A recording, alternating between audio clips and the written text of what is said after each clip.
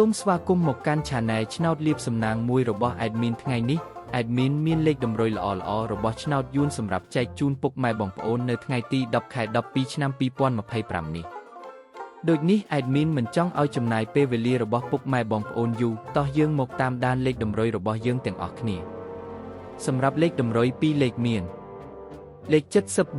74លេខ51សម្រាប់លេខតម្រុយអូស2លេខមានលេខតម្រុយទី1អូស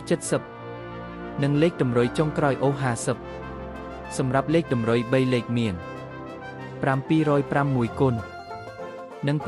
551គុណសម្រាប់លេខតម្រុយថ្ងៃនេះ Admin សូមជូនពរឲ្យពុកម៉ែបងប្អូនជួបតែសំណាងល្អទាំងអស់គ្នាហេងមានលាភមានជ័យ